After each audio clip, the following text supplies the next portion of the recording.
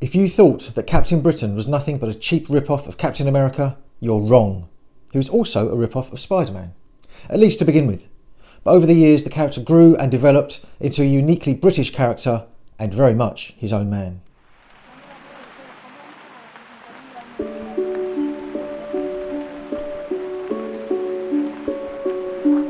I remember the very first time I saw Captain Britain. I was in my local newsagent scouting out the latest Marvel comics when I saw him bursting out of one of the covers. I'm not sure if I was aware that that was issue 1 of his monthly series, but I certainly remember being very dismissive of it and thinking, is that their attempt to copy Captain America? How pathetic. I had no interest in him then and refocused my attention back on the likes of Power Pack and Thor. It was only when I read the Excalibur Special Edition comic in 1987 that I realised that Brian Braddock and Steve Rogers were separated by a lot more than just the Atlantic Ocean. And Brian Braddock brought with him a very complicated publication history.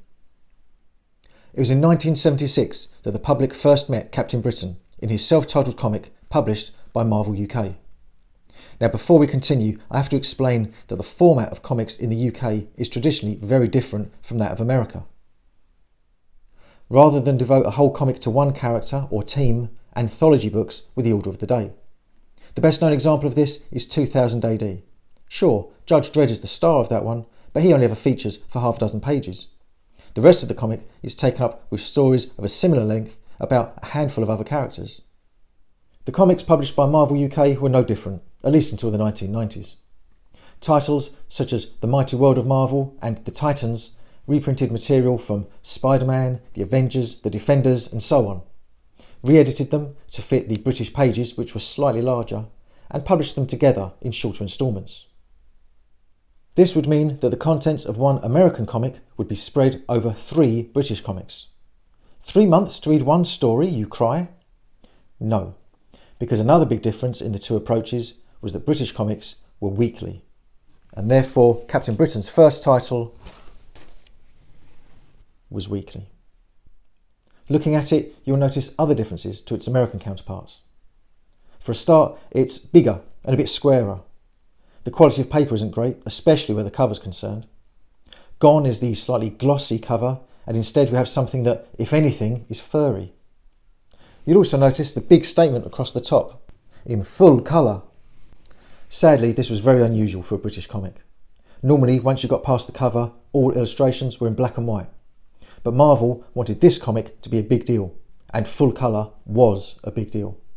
Captain Britain Weekly, launched 4 years after Marvel UK was founded in 1972, represented the first time original content had been produced for the British market, even though it was all still produced on the other side of the pond. Another thing you'll see on the cover is that this comic came with a free Captain Britain mask. This is another area where British comics differed from American, as British comics from time to time would include free gifts and posters as an incentive to pick it up. In this case, it was a cardboard Captain Britain mask. I'm in! So what about the creative team on this one? Well, no time for that now. What? No, your intro's gone on too long. I'll deal with that. Okay, as you wish. We begin right in the midst of the action, with our hero taking on some armed and armoured goons.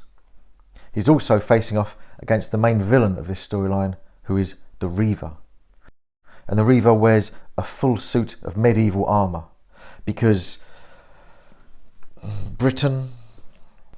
And we can see that although Captain Britain is taking care of business, taking out the baddies, he is also clearly getting used to newfound powers. It appears that Captain Britain isn't a name he gave himself. In fact, he doesn't seem to know where it came from. We then have a flashback to events earlier on that evening at Darkmoor Research Centre, where we find Dr. Travis and his assistant and avid pipe smoker, Brian Braddock. I'm not sure what's more shocking, the fact that you've got someone smoking in a nuclear research lab, or the fact that Brian, a young university student, is smoking a pipe. What happened to the good old days of superheroes smoking pipes, eh? Reed Richards used to always have one on the go.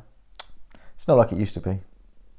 We then see a futuristic ship land behind the research centre, shortly followed by a futuristic walking machine bursting through the walls of the research centre, and that is driven by Joshua Stragg, aka the Reaver.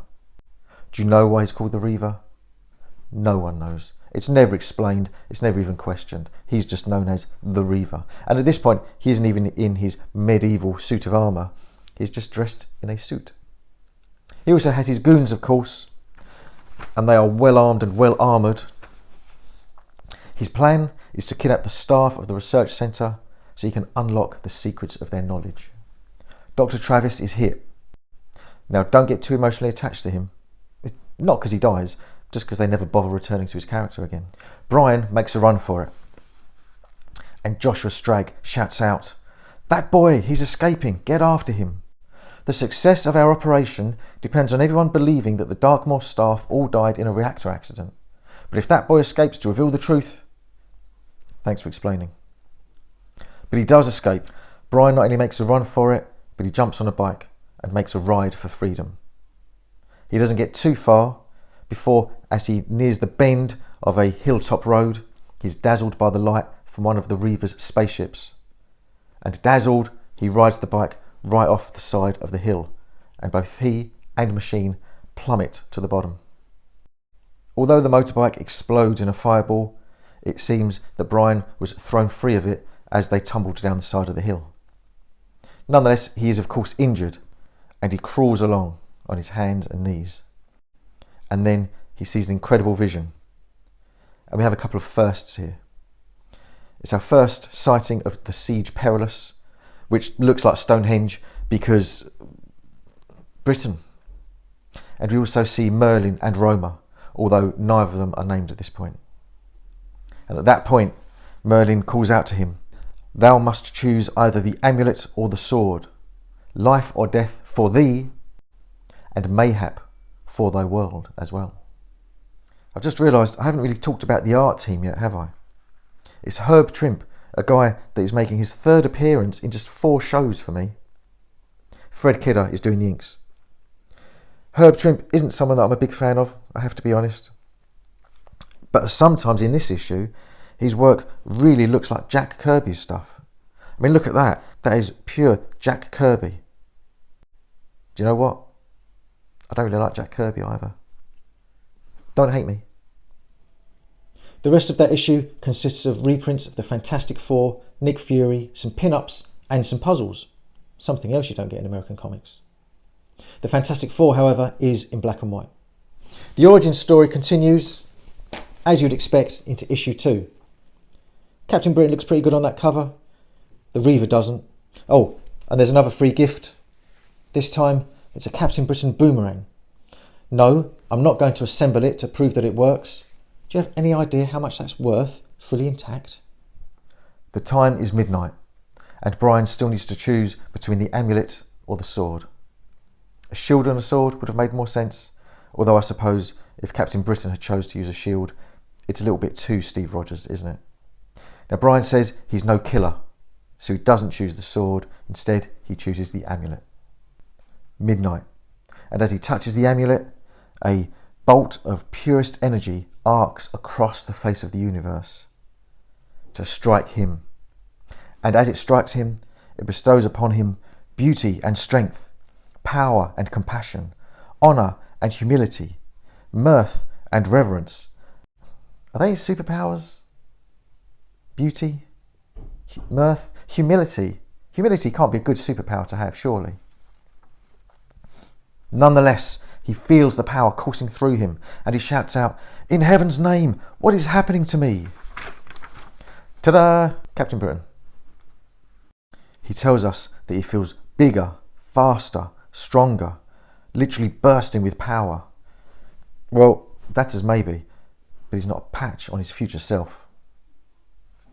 The Reaver reaches out and he takes the sword, and he is also hit by a bolt of pure energy. But this is a malignant energy. And he appears in this suit of armour, which is interesting, because when Kelsey Lee made the same choice of the sword nearly 30 years later, she was given an identical outfit to Brian Braddock's. Captain Britain, for the time being, is busy getting used to his new powers, along with his quarterstaff, which at the moment can just extend in length.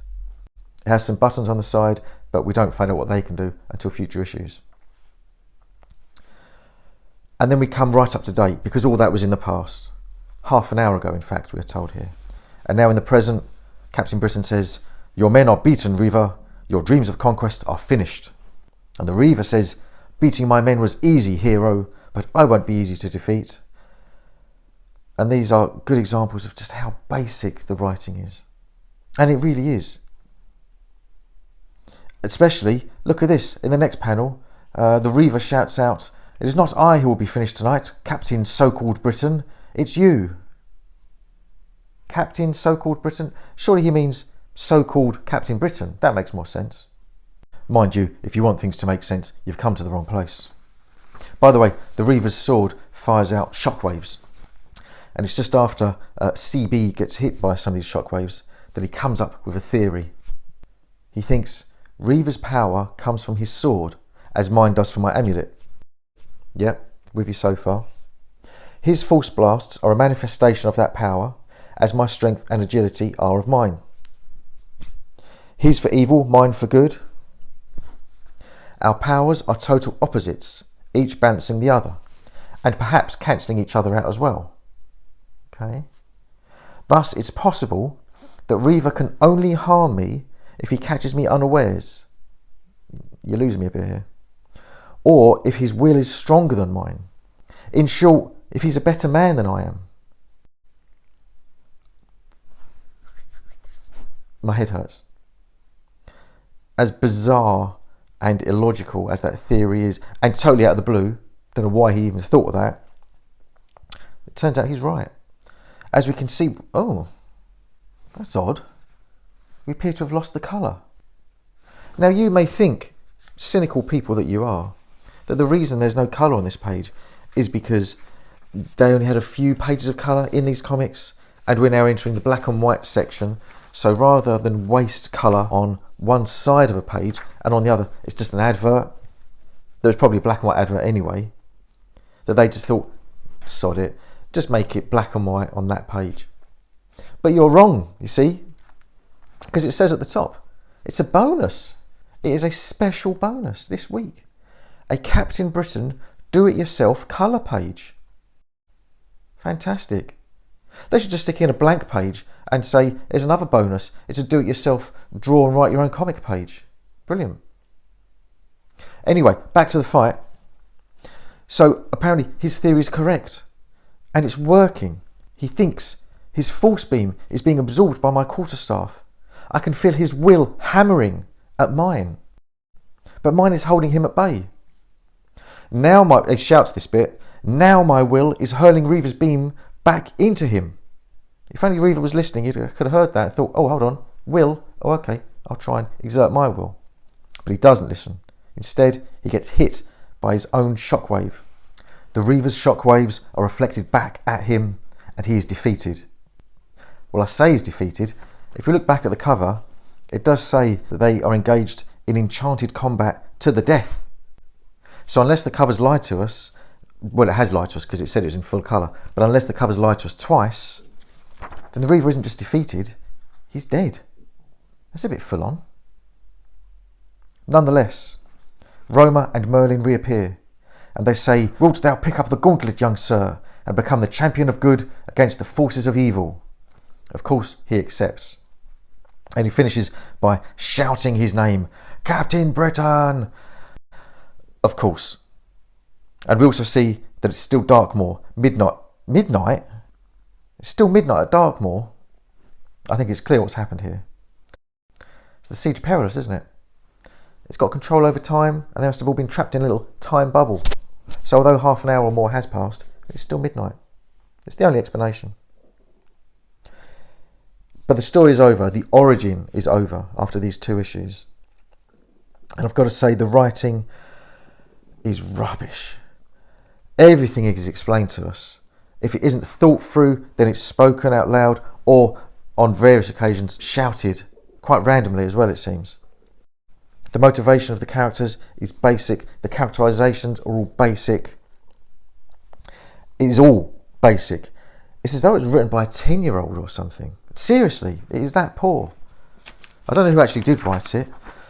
Are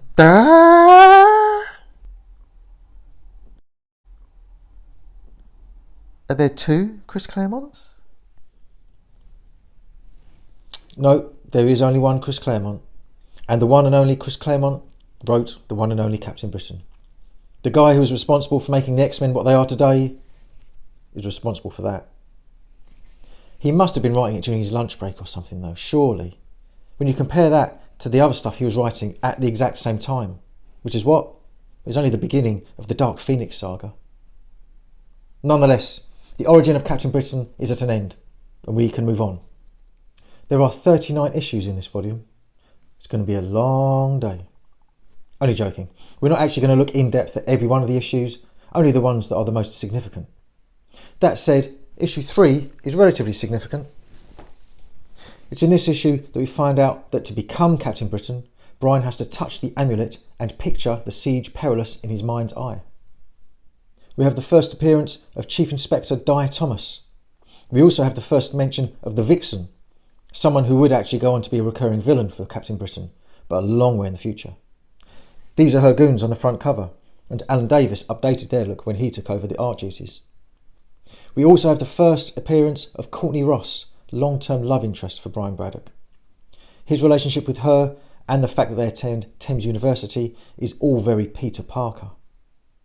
We also get a little sneaky peek at a character in this comic who gets his full debut in issue 4, and that's Hurricane, the only decent villain in this entire run. We also have the debut of Jacko Tanner. He is the Flash Thompson of this title. By the way, at this point, Captain Britain can't fly. There really isn't much to say about the next few issues. Not until we get to issue number 8. What's so special about issue 8? This comic features the very, very first appearance of Betsy Braddock, who would go on to become Psylocke of the X-Men. Chris Claremont is known for his long-running subplots. And in this comic, we have the Vixens men again. So it's clear he had plans to use the Vixen. He didn't stay with this comic for the entire run, and after he left, no other writers did anything with the Vixen. And I'm sure it didn't occur to him that it would take him over 10 years to be able to actually return to that character. On this occasion, her men are robbing a bank. But it's not their lucky day, because Captain Britain is there to foil their plans. As is Inspector Kate Fraser, who's an interesting little character that we'll come to again in a second. Meanwhile, at the bank, Captain Britain watches as a hovercraft rides up the side of the bank. I don't think that's how they work. Nonetheless, he totals the hovercraft with his trusty quarterstaff, and he foils the bank robbing attempt. The men turn on him, and as one of them is about to kill him, Kate Fraser takes out that would-be assassin and saves Captain Britain's life. The two meet, and she says something that's quite interesting. She says, "I've died too many times to wish death on anyone else, no matter how evil he is." And Captain Britain says, "I don't understand, and I get the distinct feeling you won't enlighten me either." Interesting. So this Kate Fraser, an interesting character. Clearly there's a backstory, and it does seem that she's hinting at having some kind of superhuman powers. But you know what? We never see her again. There is one other thing she brings to this little scene, which is a little bit of backstory for Chief Inspector Di Thomas. She explains that the reason he is anti-superheroes is because when he and his wife were on holiday in New York a while ago, she lost her life because there was a fight between two superpowered beings. She says she can't remember if it was S.H.I.E.L.D. versus Hydra or the Fantastic Four versus the Hulk. She says she can't remember which. But it is actually established a few years later that the battle was between Thor and the Incredible Hulk. The writing in this is still very simplistic, with every action being explained. But at least once the bank robbery is over, we do have a bit of downtime and actually a bit of character development. We catch up sometime later with Brian and Courtney Ross, and they're walking outside of Thames University. His arch rival Jacko Tanner is there, who of course announces himself as Jacko Tanner. And one other person is there, because here it is, the first ever appearance of Betsy Braddock. not only do we see her, but there is mention of Jamie Braddock as well. She, of course, is different from the character she eventually ends up being. The purple hair is a good few years away yet, and she doesn't even seem to have any powers at the moment. Although there is one picture which made me think, are they hinting at the powers? Is this again Chris Claremont with his slow-burning subplots? But that wasn't the case.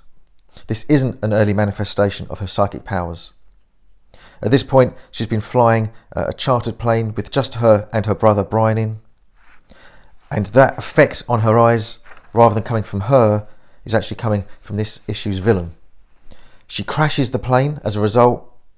She is unconscious, Brian is conscious, and he taps his amulet to change into Captain Britain and drag her free of the burning plane. And at that point, the baddie, the one who is responsible for that mind control, appears. His name is Dr. Singh, and is another one of these baddies who likes dressing up in medieval clothing. The Dr. Singh storyline actually continues for a number of issues, but there isn't a great deal else to look at in those issues. Issue 9 features the first appearance of Jamie Braddock and the first mention of Braddock Manor. Issue 10 is really only notable for one thing, and that is that it's Chris Claremont's last issue on writing duties. Issue 11 is where Gary Friedrich takes over writing. Issue 12 is the first view of the computers that are underneath Braddock Manor. Issue 13 features the first appearance of Emma Collins, the maid of Braddock Manor. Also in this issue, the staff presents a new ability. If Captain Britain presses one of the studs, it projects a force field around him. This also sees the end of the Dr. Singh storyline, and at the end of that storyline, Dr. Singh himself dies. As did the Hurricane, as did the Reaver. I'm getting worried. Moving on, issue 14 is the first appearance of Mastermind, another character that we would actually see again in the future. Issue 15 actually features some guest stars. We've got Nick Fury and also Steve Rogers. In issue 16, the quality of guest star raises again, as we have not just Steve Rogers, but actually Captain America. Also, a shady character that was seen in the previous issue is revealed to be the Red Skull, and this is the beginning of something of an epic for Captain Britain, Captain America, and the Red Skull. Issue 17 is notable for two reasons. One, it features Strike, the British equivalent of S.H.I.E.L.D., and two, it's a complete and utter mess. Somehow, in the publishing process, they got the pages from this week's story mixed in with the pages from the following week's story, and they're just mixed in together. It makes absolutely no sense when you read it. Issue 18 is slightly thicker than the other comics. Why is that? Because Marvel UK realised their error, and so they published the previous week's story with all the pages in all the right order, along with this week's story with all the pages in the correct order. Finally, it all made sense. Not only that, but in this issue, Captain Britain's staff has a new power. He presses a button and it seemingly blows things up. There is one other thing of note in this comic. Throughout the long career of Captain Britain, he had a habit of meeting real-life British Prime Ministers. And it happens here for the very first time, although the Prime Minister isn't named. Now, there are a few Prime Ministers that we're going to see over the history of this character, so there's only one way to keep track of them. That is the Prime Ministeratron. Now the question remains as to who this Prime Minister is. It certainly looks like Harold Wilson, but it was actually after he left office, and as I said, he isn't named in this comic. Anyway, here's a British Prime Minister, so let's stick him on the machine. Let's see what happens when we fire up the Prime Ministeratron. Incredible. Moving on to issue 19. There is sadly nothing of note that happens in this issue. Issue 20, not much happens in this either, although Betsy Braddock does kind of find out Brian's secret identity in this one. In issue 21, we have confirmation that the Prime Minister they are dealing with is actually James Callaghan, which is odd because James Callaghan always wore glasses, and I still think the Prime Minister in this looks like Harold Wilson. Also in this issue, Captain America finds out Brian Braddock's secret identity. Then we have a couple of nothing issues. In issue 22, nothing much happens. In issue 23, nothing much happens. But although nothing much had happened in those two issues, in the next issue, everything changes. Issue 24. There were dark clouds in the sky. Sales were struggling and the comic had to be made more profitable. Therefore, changes were implemented. No more would the comic promise to be full colour. From here on in, all of the contents would be black and white, saving on production costs. To compensate for that, the cover was now made from a much glossier kind of paper, the kind of thing that readers had been crying out for from the very beginning of the series. To go hand in hand with the new look, there was a new free gift, Captain Britain's Superjet, which I don't have. What a loser. And the changes didn't stop there. Out went Herb Trimp, and in came, it's that man again, Big John Buscema. There was also a change to the writing team. Gary Friedrich, a man who had worked on a variety of comics in the 60s and 70s, including a number of Second World War and cowboy titles, was still on board. But from now until he left the series, he would be joined by Larry Lieber, brother of none other than Stan the Man Lee. Larry was there to focus particularly on dialogue rather than plot. What effect did these changes have? Let's find out. Right from the outset, the artwork has been raised a level by Big John Buscema, although I'm not sure he knows how to draw police officers' helmets. Are they jockeys? What an exciting start to this episode as well. We have Lance Hunter, the director of Strike, hanging off one of the hands of Big Ben as he's there to try to defuse a bomb. Captain America is in a prison cell, being held under lock and key by Hydra. And even Captain Britain has run into his old adversary, Chief Inspector Di Thomas, who has a gun barrel pointing directly at him. The storyline is still a bit hokey, but it is written much better. I think Larry Lieber adds the verbal details that John Buscema adds to the artwork. It doesn't take much for Captain Britain to shake off both Di Thomas and the British bobbies that he's with. Not only that, but he steals Di Thomas's police car, and he uses the radio in there to try to get through to the SHIELD helicarrier. They think that he is Di Thomas because he's using the radio in his car, even though Di Thomas is very Welsh and Brian Braddock isn't. If he can get through to SHIELD, he can give them the location of the Red Skull's hideout. And he's in the process of doing this, even though Nick Fury is thinking, why is a British bobby trying to get through to me? I'm a busy man. And as he's trying to get through the details of the Red Skull's hideout, a stray dog nearly scuppers everything by wandering in front of his car. Brian swerves the car spectacularly to avoid hitting the dog, and it smashes into pieces. But he's okay. He's groggy, but he's okay. But he recovers and is able to tell Nick Fury the details of the Red Skull's hideout. So both SHIELD and Strike are on their way to that location. At the same time, the Red Skull himself is moving his plans forward.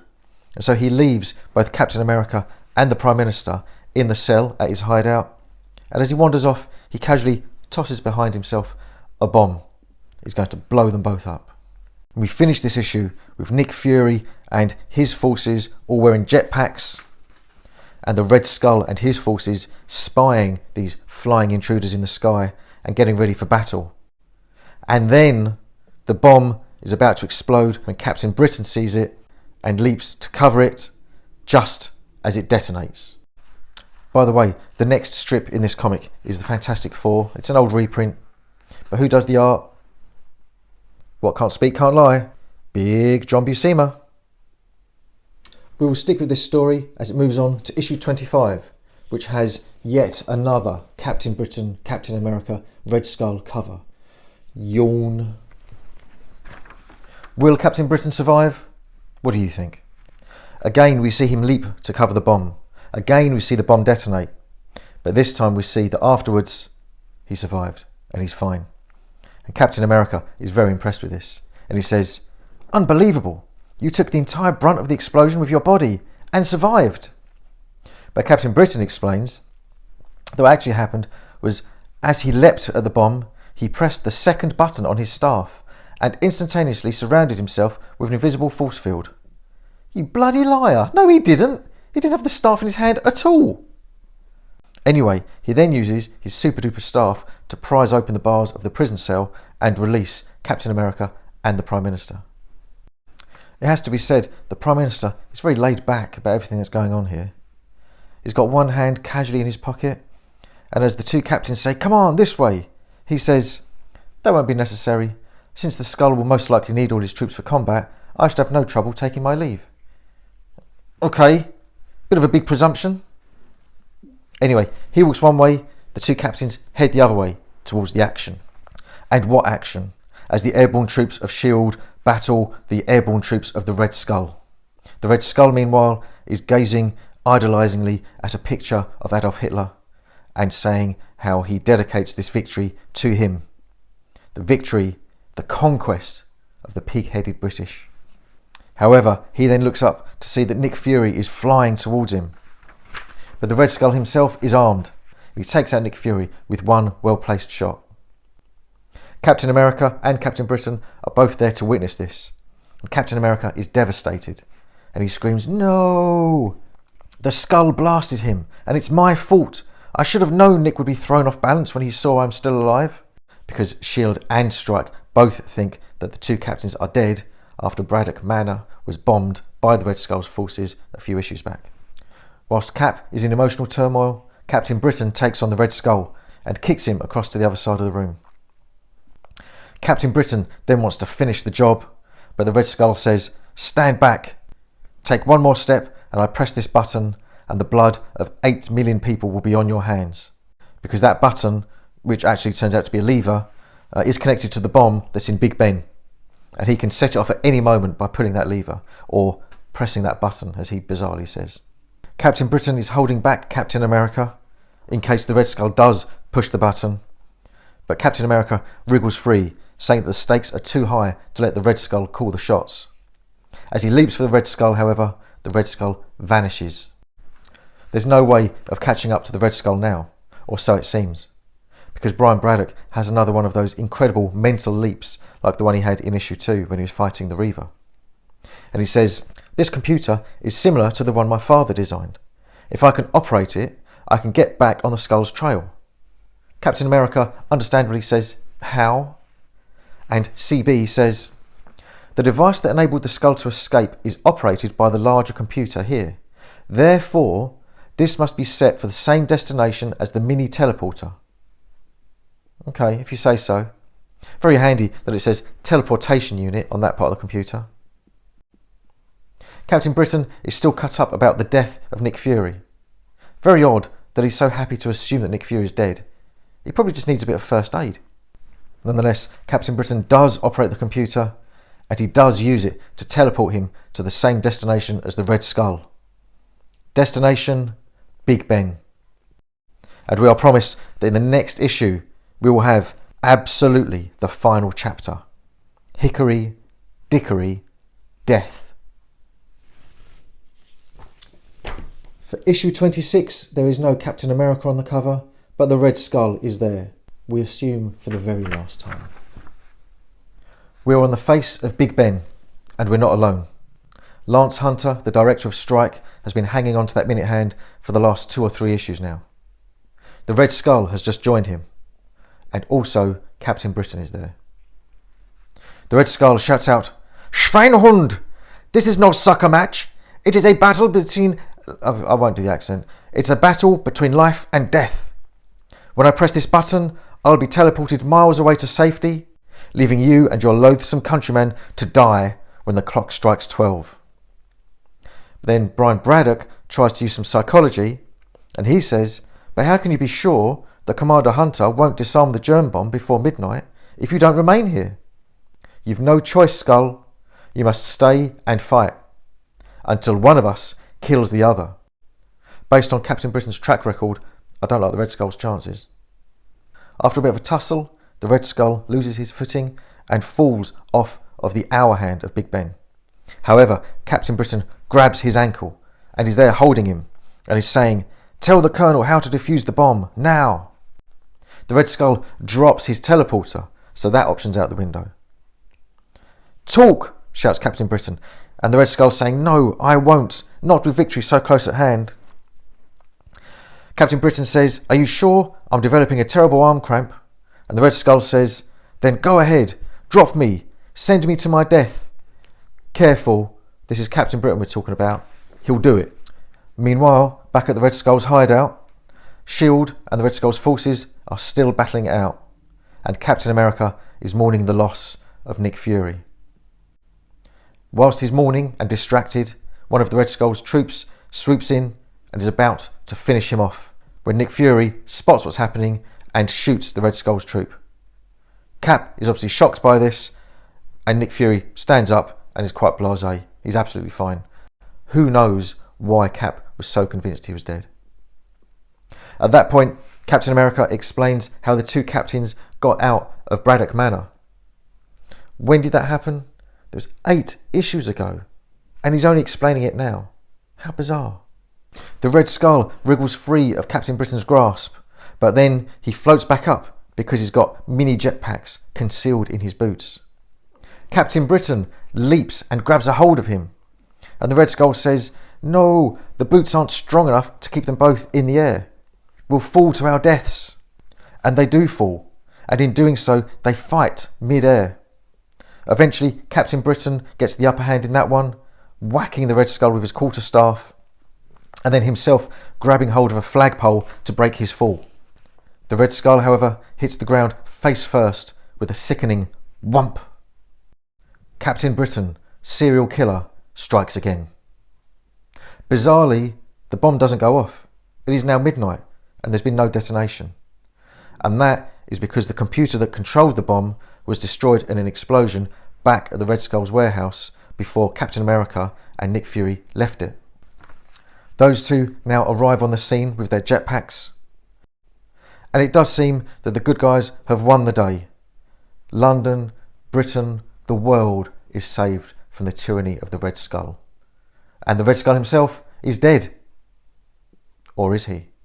Because the last thing we see is actually he is still alive, and his hand shakingly reaches out for his mini teleporter. And the story is continued next week. I thought we were promised that this would be the last part.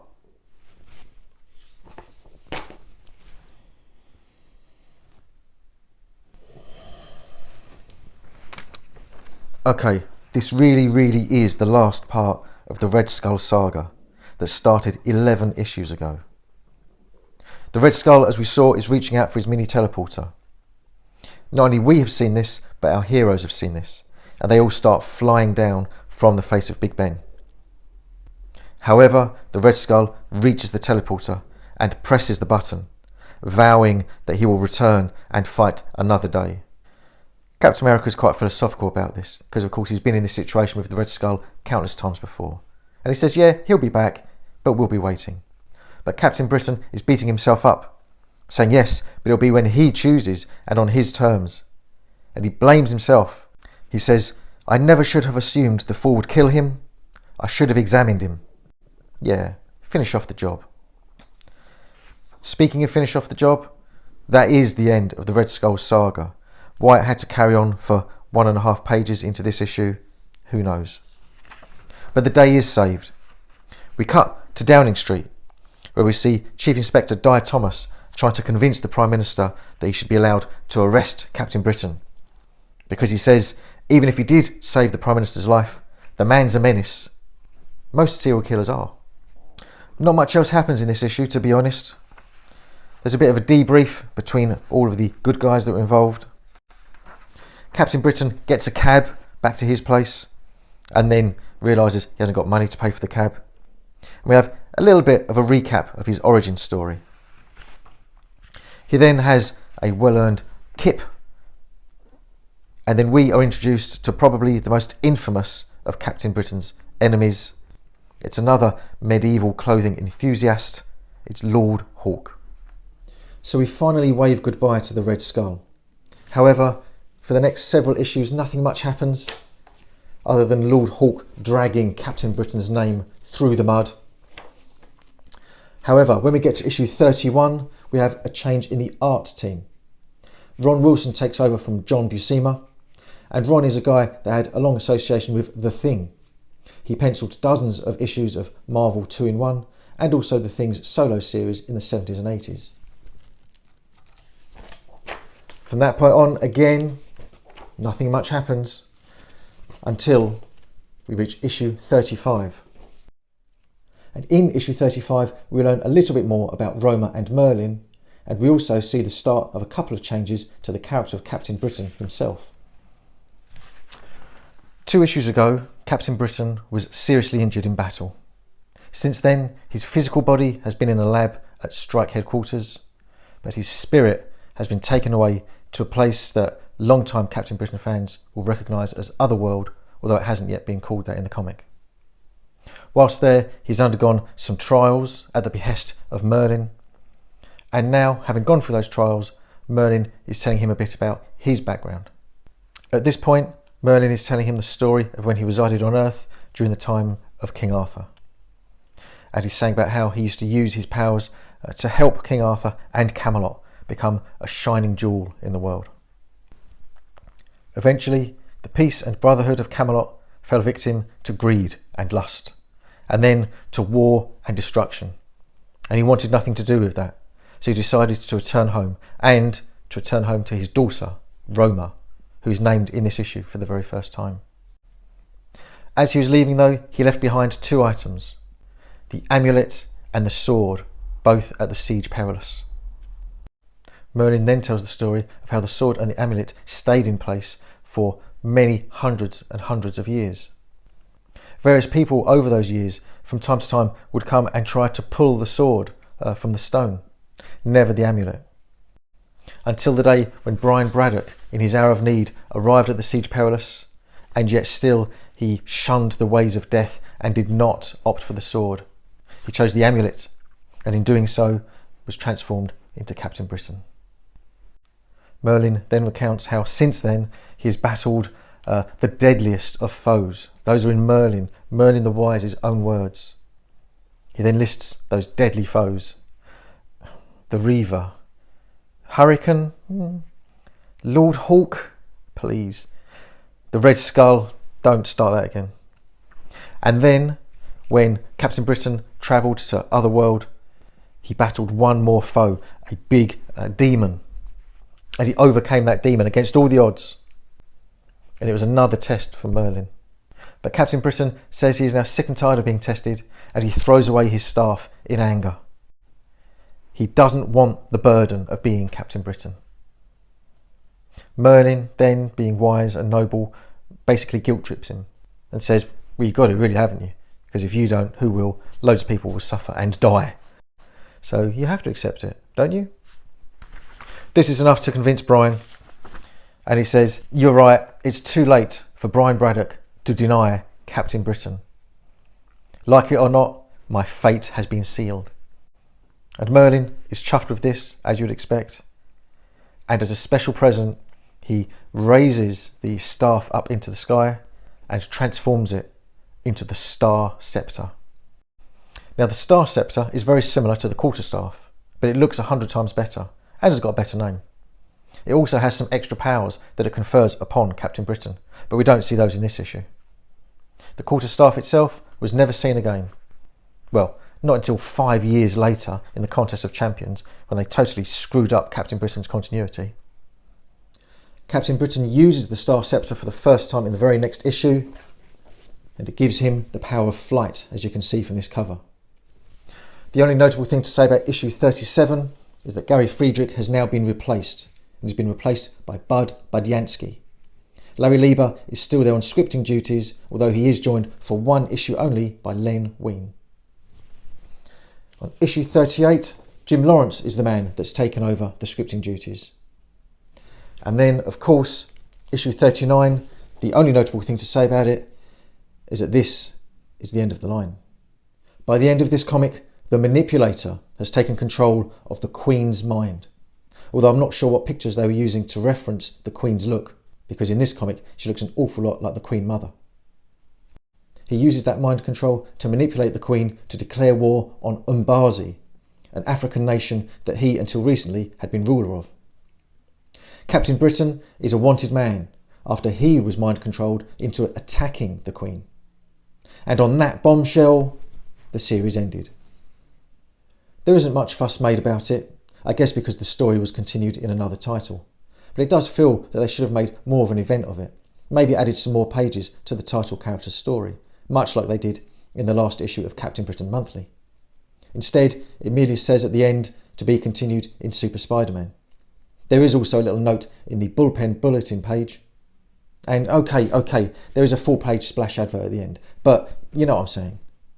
It had only been 2 weeks since the editors replied to a letter from a fan who was worried about the possible cancellation of the series, with the words, "There's only 2 reasons why Marvel weeklies stop being published. They either run out of story material, or they don't sell enough copies. Captain Britain ain't going to run out of material."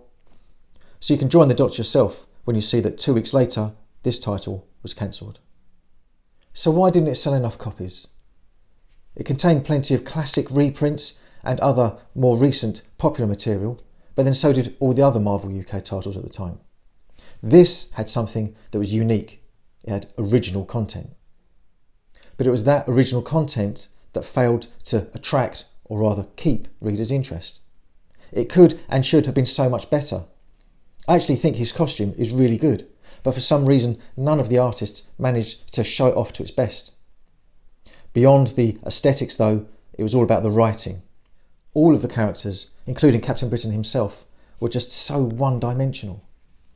With a bit more depth, it could have been so much more interesting.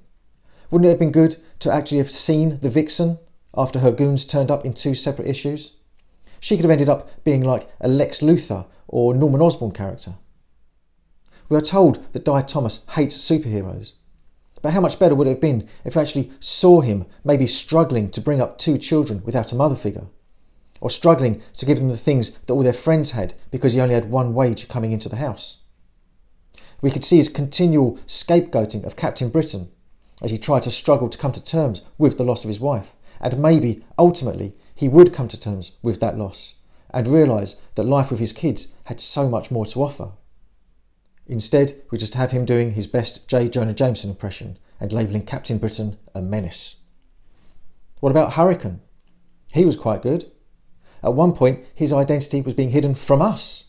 Who is he? Who could he be? Clearly someone we knew. Nope. Within a couple of issues, we were told what his identity was, and it was no one we'd ever seen before. Not only that, but we would never see him again, because he died at the end of his story arc. Never heard from again, like every other villain in this series. Just like Dr. Travis in issue 1. Just like Inspector Kate Fraser from issue 8, a woman with a mysterious past and possible superpowers. Wouldn't it have been interesting to see her working maybe alongside Di Thomas? Maybe he liked Kate Fraser. Maybe she was always defending Captain Britain, which frustrated Di, but he got past that because of his fondness for her. Until the day when he discovered that she also had superpowers, and that would prompt an inner struggle within our favourite Welsh wonder. But no, none of these things happened. None of the characters were given an ounce of depth. Instead, we had a parade of D-list villains with Z-list motives.